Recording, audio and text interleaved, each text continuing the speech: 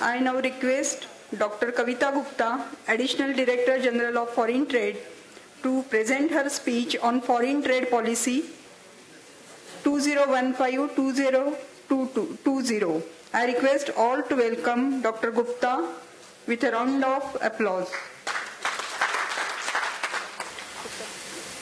I would like to thank the MTLX for inviting here to address this forum.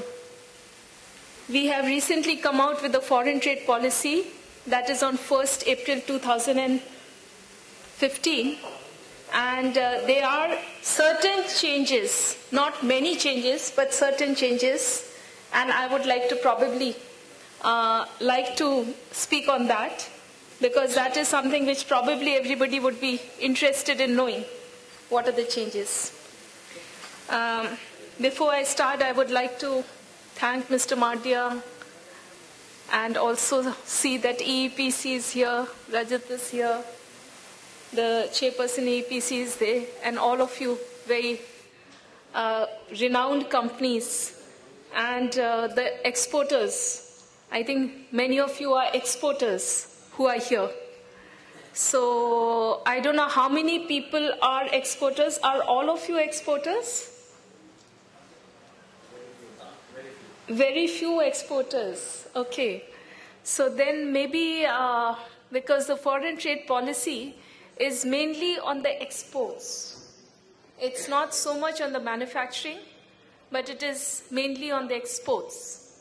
So if there are few exporters, then probably I'll not go into too much details and cut short on the presentation with the initial remarks that it is important for a country to export. It is also important for you people to export. And the reasons, of course, are that we test ourselves in the global framework. And with the WTO agreement, once the global markets are available to us, there is no reason why we should not be exporting and making our mark in the global scenario. So I would like to say that the new policy has a target of increasing the exports, which are currently $465 billion for merchandise and services put together. Services exports, in fact, have come up very, very well.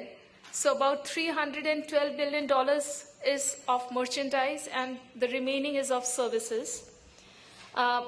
We are targeting to increase the exports to $900 billion by 1920.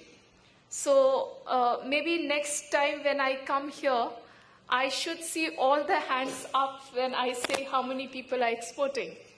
So we are also, I am going to make this policy introduction to you so that you are comfortable. You do not find that it is complicated to export. It is not complicated. It is easy to export. And the DGFT office enables you, facilitates, and acts as a facilitator to have you exporting to different countries. So I would like to tell you that the foreign trade policy has got a statutory, it is a statutory document. So it is having its statutory powers because of the notification which has been done by the central government under an act which is the FTDR Act. So Section 5 of FTDR Act enables the policy, and because of that it has got the statutory powers. In addition to that, we have the ITCHS code, which I am sure all of you are familiar with. We also have them as statutory documents because they are also notified under Section 5 of FTDR Act. And the ITCHS code is 6-digit level, up to 6-digit. It is aligned fully with the international HSN and WCO. So then we have various categories of items. After the liberalization and the WTO agreement, we have majorly done away with restricted and prohibited items. So most of the categories are freely exportable and importable items. Only a very few headings, about 400 to 450 heads, are restricted or prohibited. Restricted, of course, are that you can export or import, but you have to take the permission or the license from the DGFT headquarters in Delhi. Prohibited means it cannot be exported or it cannot be imported. And then you have the dual type of items which can have dual usage. These are known as the SCMET items. The SCMET items are typically the ones which can be used either for warfare purposes, for creating weapons of mass destruction, or they can be used also for constructive purposes. So for SCMET items, again, because you're an engineering sector, this will also interest you. SCMET items also have a special position in the policy, and you have to take permission to export or import the SCMET items, and the permission is given after due verification on where it is being supplied and the entire line of supply and the usage to which it will be put to. So in the new policy, now let me tell you, because since many of you are not exporters, I would also like to tell you that exports have a lot of benefits. And the principle of export is that the taxes and duties cannot be exported. So any exports which you are making from articles or items or commodities which you import, they are given an exemption, and they are, no duty is levied. And for that you have to take an advance authorization from the DGFT office. I think everybody is familiar about this? Yeah? So, and then we also have the EPCG scheme. So especially for the engineering sector, EPCG is very important, because here we are importing and giving you exemption on the import duties of capital goods. This is for upgradation of technology. Now, I will tell you, in the new export policy, as a part of Make in India concept, the engineering products which are manufactured in India and which are used for making export articles have EPCG commitments of only 75%. So this is again a boost for the manufacturing sector in India. So instead of importing a particular machinery, if we are taking the machinery from a local manufacturer and it is being used to export, then you have a EPCG commitment of only, you can utilize the EPCG, you can bring in, this is known as a deemed export. So you can have this capital machinery come from a local manufacturer and you can use it to fulfill, to get the exports done only up to the extent of 75%. So I'll come to each of them, but the policy, as you would have already known, has basically two boosts. In fact, three principles of the policy have been that a lot of efforts has been done to simplify the procedures. A lot of emphasis has been made to give a boost to Make in India. So the first simplification is ease of doing business, and the second concept is Make in India. So these two things have been done, and then some special boost has been also given to SEZs. So these have been the principles of the policy. Now I'll go to each of these items. I think everyone has heard about the incentive schemes or the Chapter 3 schemes of the policy. The exporters may not have heard, but I want to lure them into exports and tell them that we give incentives to the reward schemes. So earlier we had the focus product scheme, the focus market scheme, the market link focus product scheme, VKGUI, incremental exports. All these were known as Chapter 3 incentive schemes. All of them have been now merged into merchandise exports from India scheme. So we have any exports going. There are 3 categories of markets which have been divided. One category of markets are the traditional markets. Now, what are these traditional markets? What are these traditional markets? India traditionally exported typically to Europe and USA. So these are the traditional markets.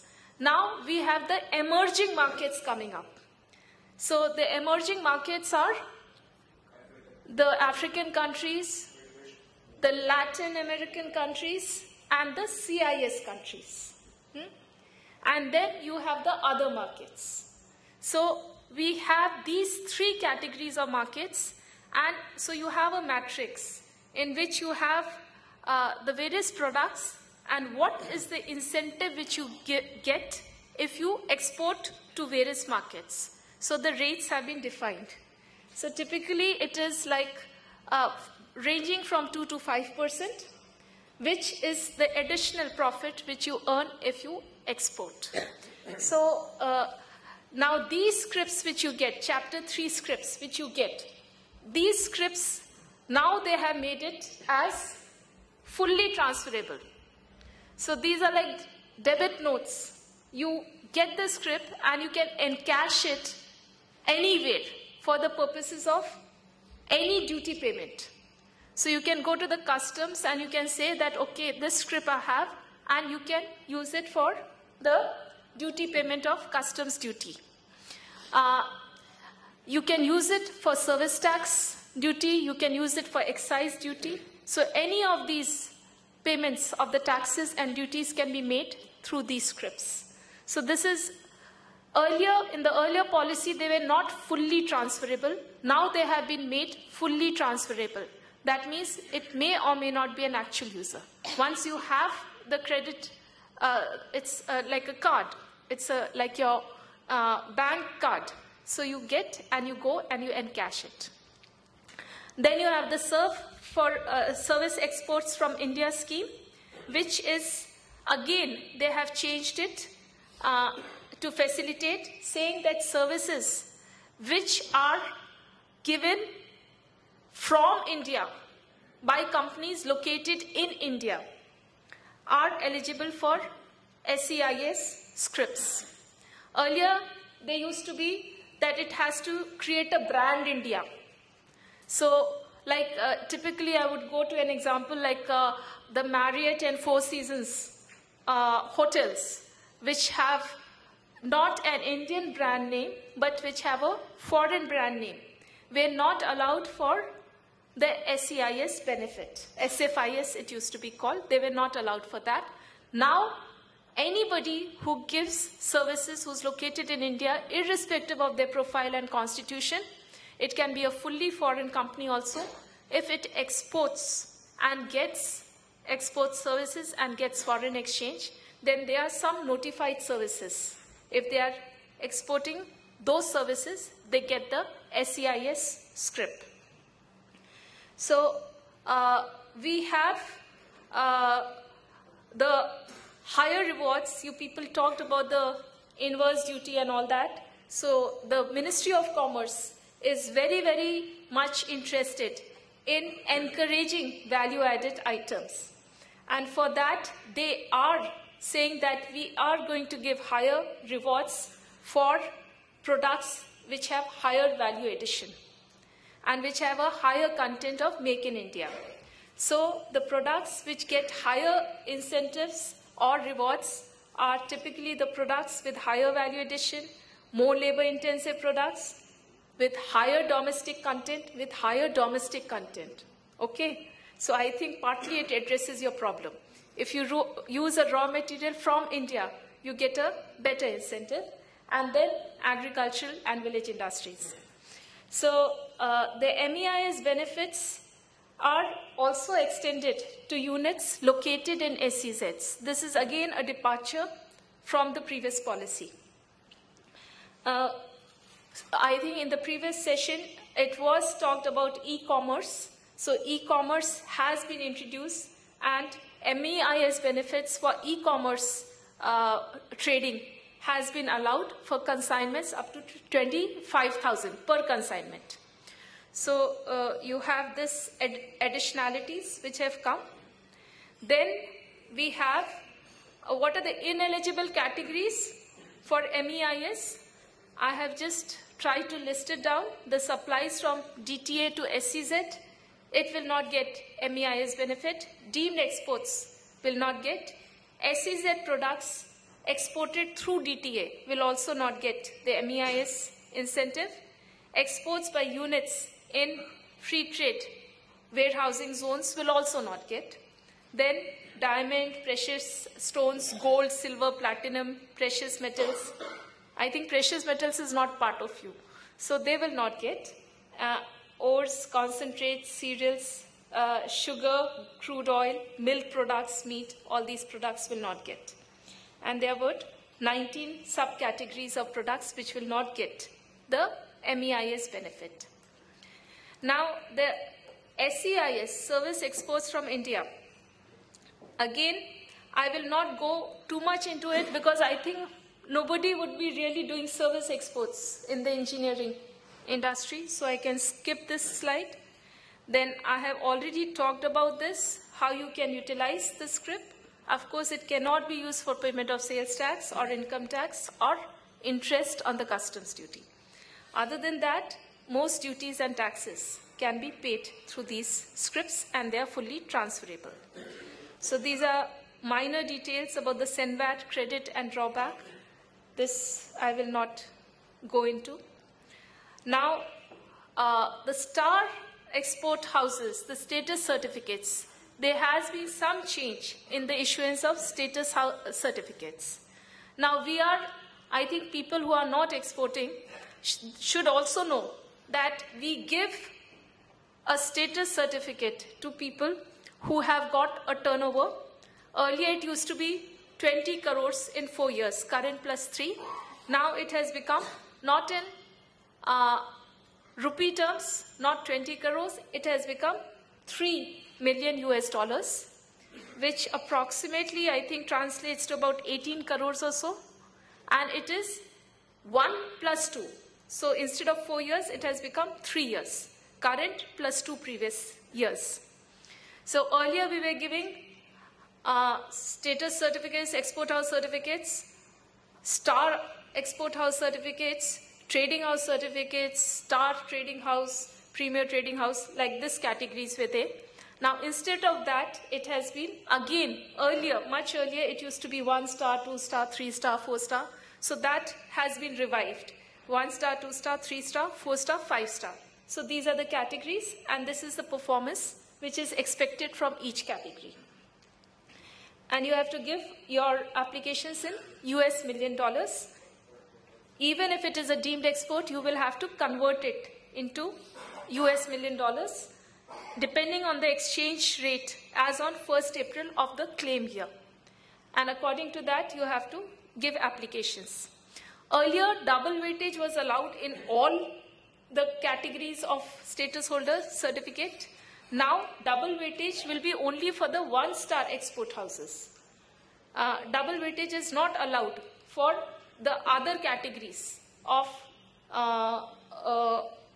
2-star, 3-star, up to 5-star. It's not allowed. Double weightage means what? MSMEs will get, whatever they are exporting, they get a double weightage. So if you are exporting, say, 5 crores, you get a benefit of 10 crores in evaluating your status certificate. Typically, a status certificate helps that when you are exporting, you have to not give the bank guarantee. You can give the LUT. So, plus you get certain additional facilitation at the customs end and at JNPT clearances end. So it becomes more helpful. Similarly, manufacturing units with ISO and BIS certifications, they are also given the double weightage benefits. This is to encourage standardization and quality. Further, Northeast states, J&K, units in J&K and Sikkim also will be given double weightage. And this is something which may not interest you, agri-zone export units. So now we are talking about Boost in India, Make in India scheme. As I already talked about the EPCG, that provision has been introduced, 75% of the export obligation commitment. The second is, you people were talking in the first session about the defense sector. So defense sector has been given a EO period of 24 months against 18 months for the other sectors. So this is again an enabling provision for the defense sector. Higher rewards, again, I'm repeating, are given for high domestic content and value addition. Now, the trade facilitation and ease of doing business, let me tell you that we were having online filing of documents. Now, but a manual copy of the application was required.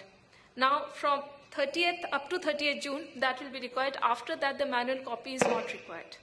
So everything can be only online. So this is something which we are trying to do. This is for Chapter 3 and Chapter 4 applications. Then you are all aware, if exports are there, then there cannot be any seizure by any agency of the central or state agencies. This typically comes for the agricultural products, but I don't know if it helps you.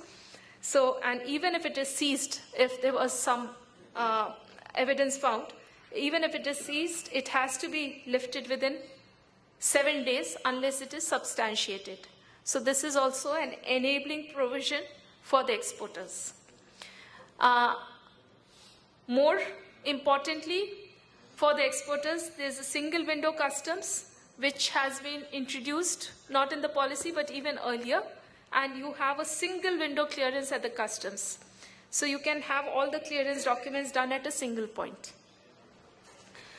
Now, these are certain other things which are being worked on. There would be online interministerial consultations, which would be possible over a period. There would also be, this is already introduced, the exporter-importer profile. You have to give a one-time profile of yours. So each application you don't have to keep repeating the same details again and again. You have to give one-time profile, and then based on that, we can process all your other applications. So this is important. And then there would be, we are developing an online message exchange with CBDT and the Ministry of Corporate Affairs. So the last point is another thing which is being worked out, in the sense that in the policy we have introduced a clause saying that status holders will be allowed to give self-certification of the certificate of origin which is there. But this will depend on the FTAs and the RTAs. So the countries will have to agree on that. So whenever that happens, this will come into force. Now, SEZs, there's a big kind of a boost to them. They would be entitled to Chapter 3 incentives, which they were not earlier done. They would, EOUs, EHTPs and STPs will be allowed to share infrastructural facilities. Earlier it was only this is to encourage the cluster approach. Earlier it was only with the MSME sectors, but now it is also for EOUs, EHTPs and STPs. Then inter-unit transfer of goods and services will be allowed amongst EOUs, EHTPs and STPs and BTPs. Then we have the STP units, EHTP units, software EOUs. This again is something which may not interest you. Then the letter of permission, which earlier had a validity of 1 and extendable to 1. This has been agreed to extend 2+1. So you have 2 years to enable the unit to construct the plant and install the machinery and get it running, and then a further extension can be granted for 1 year. So now 1+1 has been changed to 2+1. So e-commerce, as I already said, up to 25,000 per consignment, you would be eligible for the benefits MEIS, and it can be done through the foreign post offices at New Delhi, Mumbai and Chennai. Okay. So now the changes which are there, in the Chapter 3 scripts, there is an application fee which was earlier not there. Second is, now this is very important because many people have missed out on this point already. In the shipping bills, including for drawback, EPCG and advance authorization, there should be a declaration of intent if you want to claim the Chapter 3 benefits. So it is very, very important that in all these shipping bills, you have to give a declaration of intent, saying that we intend to claim rewards under Merchandise Export from India Scheme MEIS. So this is important. In addition to this, again, this is a change. Once a particular exporter chooses an RA, that is a regional authority, that is the DGFT office, I would like to also tell everyone that there's a DGFT office, Director General of Foreign Trade, which is located in Delhi. We have 4 zones, Bombay, Chennai, Calcutta and Delhi, North. So the Mumbai office looks after the western part, that is 5 states, Maharashtra, Madhya Pradesh, Gujarat, Goa and Chhattisgarh. And we are dealing with about 60% of the exports. So this office, we have about 10 offices. Now, each of these 10 offices have RAs. These are called regional authorities. So you can, once you choose a particular RA, a regional authority for Chapter 3 claims, then all further applications for that year have to be made only with that regional authority. So this is the provision which has been introduced now. Then a service provider should possess, earlier this provision was not there, should possess the IEC while providing service if he has to claim the SEIS. So earlier this requirement was not there, now this requirement is there. Another important thing is that one Chapter 3 application should be filed with one port of import only. It cannot be done in multiple ports. So there has been a little revision in the duty credit scripts. For the merchandise export, the last date of filing the Chapter 3 benefits, that is MEIS scheme benefits, is within 12 months of let export date or within 3 months of uploading of shipping bill in DGFT server by customs or printing of non-EDI shipping bill, whichever is later. So this is a change in the provision. Then in service exports, you have 12 months as the last date, 12 months from the end of the relevant financial year of the claim period. Now, of course, after the last date, if you file, you have the late fee cut. So there's a late fee cut. You can give, but then there's a late fee cut, but that also has a limitation. And the later you get, your late fee cut also increases. So it's 2% and then 5%. So now we, as I said, in Chapter 3 scripts, hard copy of shipping bills and EBRCs will not be required, but a system of risk management system like you have in customs has been introduced in the DGFT office also. So 10% of your applications will be undergoing random checks and scrutiny vis-a-vis the hard copies. So that is the provision which has been introduced. Now, of course, these are minor details that Appendix 23 has been named as Appendix 4H. Then you have fees for, I'm not going into so much details. Then we have, I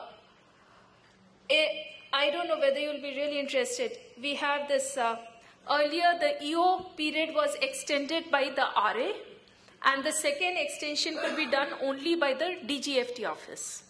Now, fortunately, they have given us the powers. The RA can do the second extension also. So you get an extension of 6 months, plus another 6 months can also be done at the RA level only.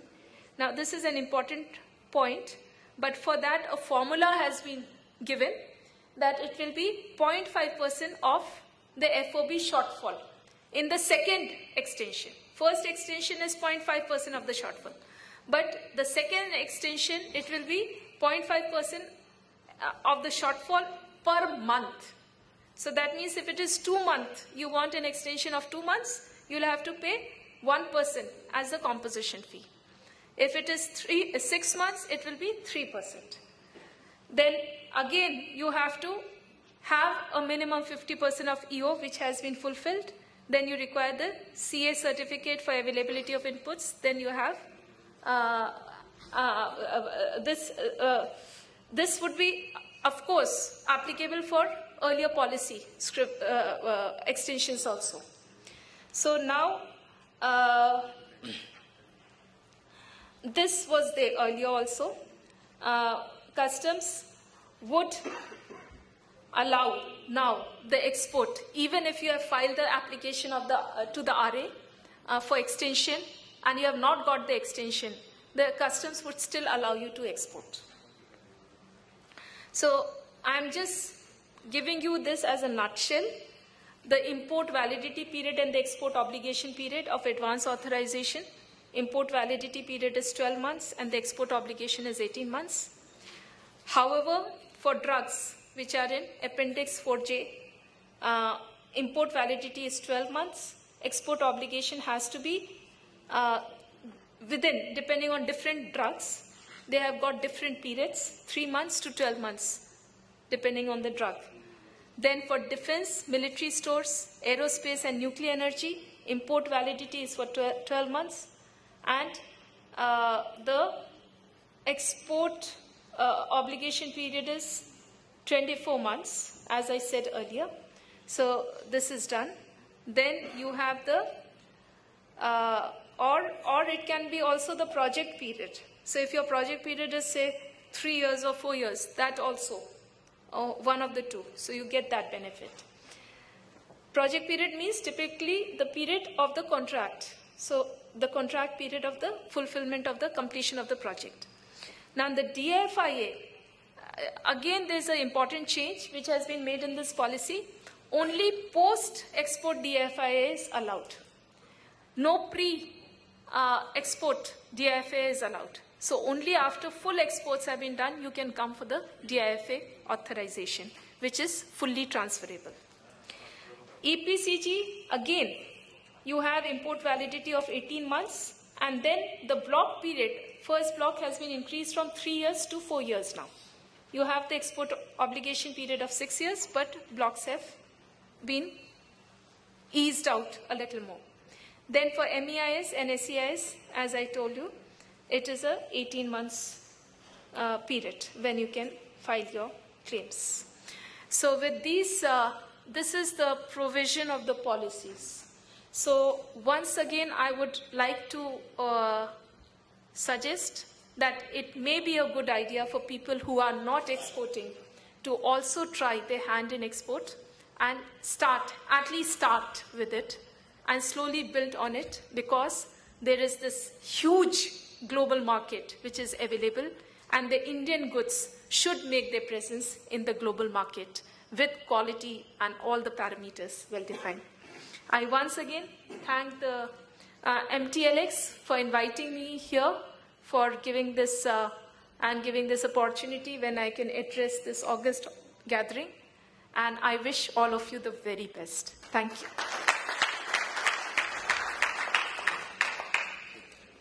Any questions which you may have? Any questions, if you have? Okay.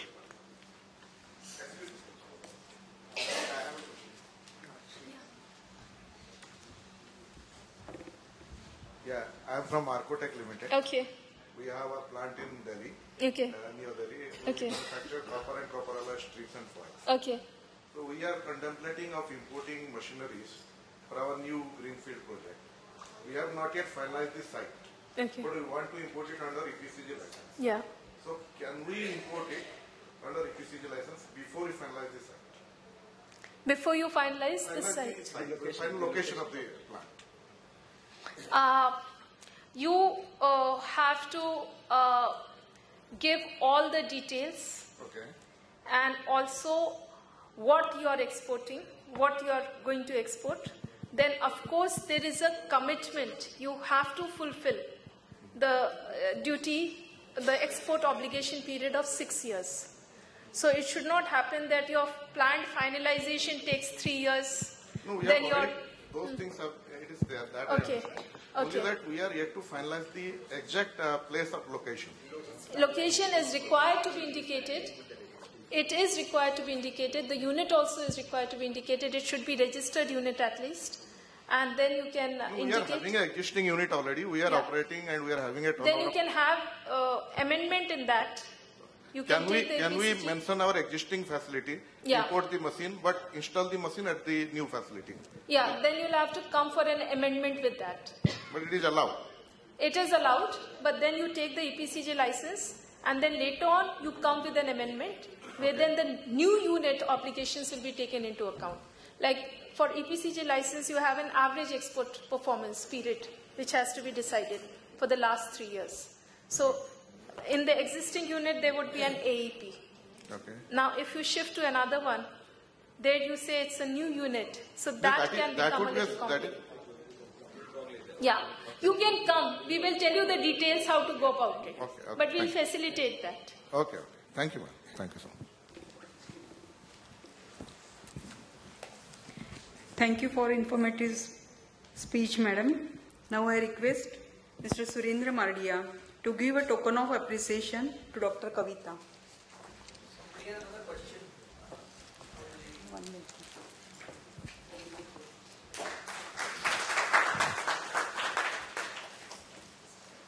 Hello.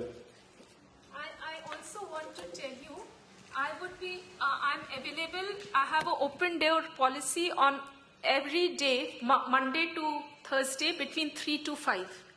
So any individual problems, even if you are not able to address here, like your question is there, you can come any day, even without appointment, between 3 and 5. Okay?